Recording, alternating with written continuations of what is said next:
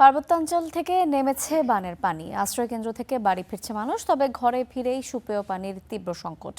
বিদ্যুৎ না থাকায় দুর্ভোগ বেড়েছে কয়েক গুণ। চট্টগ্রামের কিছু এলাকা এখনও জলাবদ্ধতার কবলে। ক্ষতিগ্রস্ত পরিবারগুলোর তালিকা করে পুনর্বাসনে আশ্বাস দিয়েছেন ত্রাণমন্ত্রী। থেমেছে পাহাড়ি ঢল, কমেছে বৃষ্টি, চারদিকে ভেসে উঠছে বন্যার ক্ষয়ক্ষতির চিহ্ন। সড়ক ভেঙে বিচ্ছিন্ন যোগাযোগ। চট্টগ্রামের বাঁশখালীর সাতকানিয়া সহ জেলার বিভিন্ন উপজেলায় বন্যার পানি নামতে শুরু করলেও বানভাসীদের দুর্ভোগ কমেনি। আশ্রয়কেন্দ্র থেকে বাড়ি ফিরে সুপেয় পানির তীব্র সংকটে মানুষ।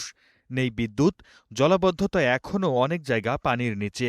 খাবারের খুব অভাব, কাপড় চুপড়ও তো সব তো নষ্ট হয়ে গেছে, মানুষ থাকার উপযোগী বলতে কিছু নাই। পুকুরের মাছ গেছে কই, তারপরে মুরগির হামার গেছে কই, ওই যে আমার গরু ছাগল বাইশ গেছে কই, সব কিছু।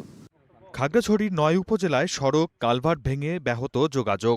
ভেঙেছে ১১ কিলোমিটার সড়ক। প্রশাসন জানিয়েছে বন্যায় ১,০৩১ হেক্টর জমির ফসল ক্ষতিগ্রস্ত হয়েছে। প্রভাব পড়েছে ৭,৩৪৩ জন কৃষকের ওপর।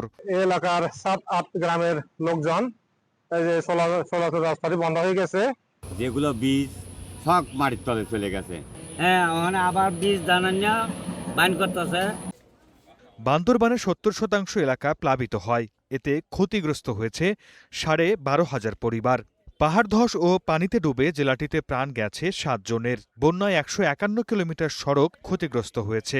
এছাড়া ভেঙেছে ৪টি ছোট বড় সেতু এবং কালভার্ট।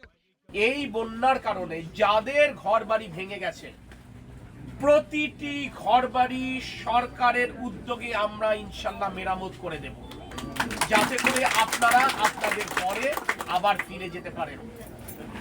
রাঙামাটিতে সবচেয়ে ক্ষতি হয়েছে বাঘাইছড়ি উপজেলায়। ১৩৫টি স্থানে হয়েছে পাহাড় ধস। ক্ষতিগ্রস্ত ৭,৬৪৬ পরিবার।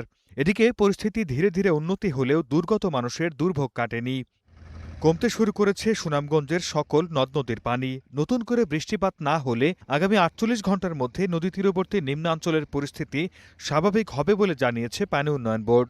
এখন সুনামগঞ্জের সবগুলো পয়েন্টে সব নদীর পানিগুলোই কিন্তু হ্রাস পেয়েছে এবং যা আগামী ৪৮ ঘন্টা অব্যাহত থাকতে পারে এবং ৪৮ ঘন্টা পরে হয়তো স্থিতিশীল হয়ে যেতে পারে। তিস্তার পানি কমার সঙ্গে সঙ্গে দেখা দিয়েছে ভাঙন। নদীপাড়ের বাসিন্দারা আছেন আশ্রয় হারানোর শঙ্কায়। দ্রুত কার্যকর পদক্ষেপ নেয়ার দাবি তাদের। সর্দার মোহাম্মদ আরিফ, স্টার নিউজ।